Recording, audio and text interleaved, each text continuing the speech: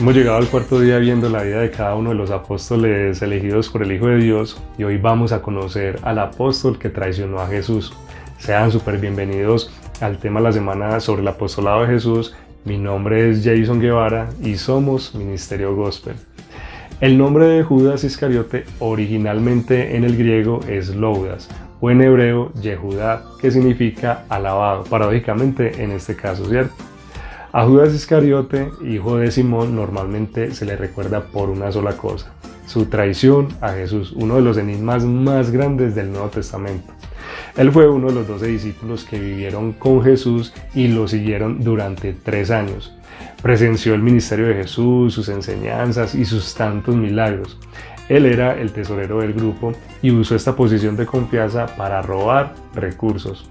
Judas era un nombre común en aquella época y hay otros Judas mencionados en el Nuevo Testamento. Uno de los otros discípulos también se llamaba Judas, ¿cierto? Y otro era uno de los medio hermanos de Jesús.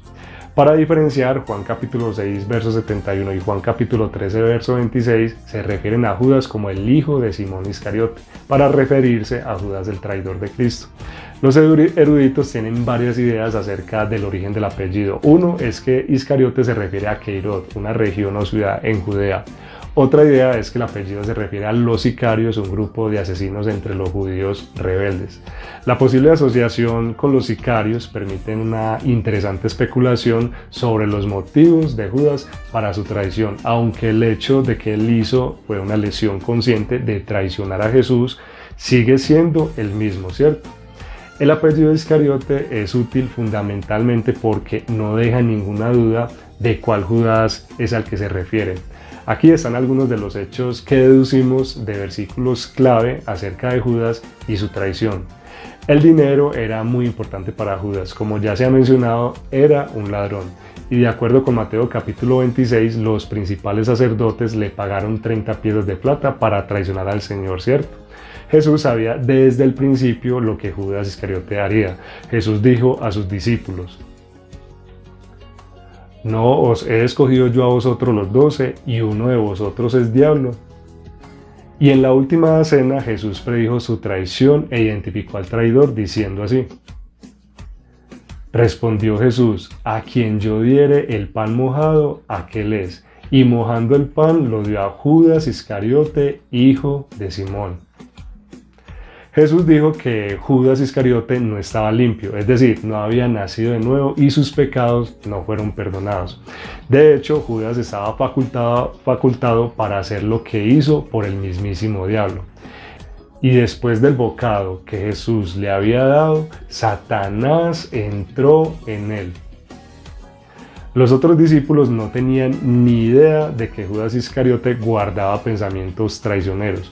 Cuando Jesús mencionó a un traidor en medio de ellos, los otros discípulos estaban preocupados de que fueran ellos los desleales, ¿cierto? Nadie sospechaba de Judas, él era un miembro de confianza de los 12, incluso cuando Jesús le dijo a Judas lo siguiente: lo que vas a hacer, hazlo más pronto. Y Judas salió. Los que estaban en la mesa simplemente pensaron que Judas había sido enviado a comprar más alimentos o a que le diera algo a los pobres, ¿cierto? Judas Iscariote traicionó al Señor con un beso, perfectamente compatible con su descarada hipocresía, ¿cierto? Tras perpetuar su atroz acto, Judas devolvió arrepentido las 30 piezas de plata a los principales sacerdotes y a los ancianos. Sin embargo, podemos aprender que el remordimiento no es igual al arrepentimiento.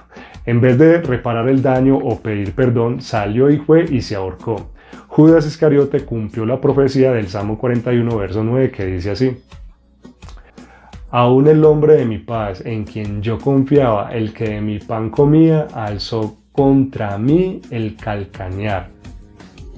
Con todo, Judas fue plenamente responsable de sus actos. Jesús dijo así: a la verdad, el Hijo del Hombre va, según está escrito de él, mas ay de aquel hombre por quien el Hijo del Hombre es entregado.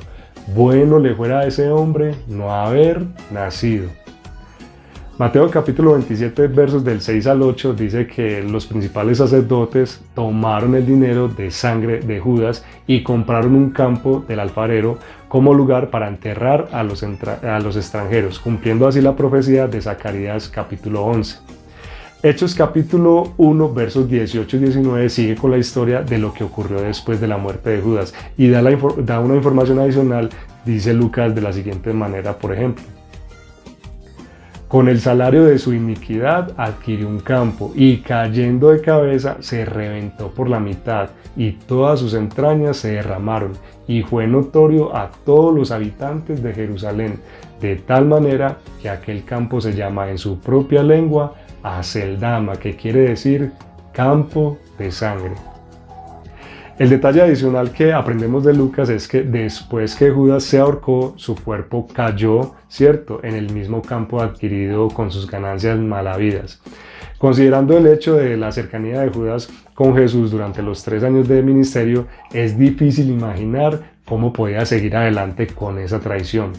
La historia de Judas nos enseña a guardarnos en contra de defectos pequeños y graduales que van ganando fuerza y poder en nuestras vidas, ¿cierto?, y que podrían abrir la puerta a influencias más mortíferas. Su historia también es un gran recordatorio de que las apariencias pueden engañar.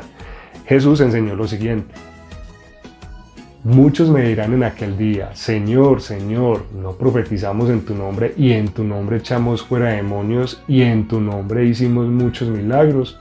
Y entonces les declararé, nunca os conocí, apartaos de mí, hacedores de maldad. Sin embargo, no hay una razón cierta de por qué Judas traicionó a nuestro Señor, ¿cierto? Pero no fue su traición lo que colocó a Jesús en la cruz, sino nuestros pecados. Hemos terminado por el día de hoy con nuestro estudio del tema de la semana sobre el apostolado de Jesús. Los esperamos mañana para que continuemos desarrollando la vida de los apóstoles. Que el Señor bendiga sus vidas. Chao.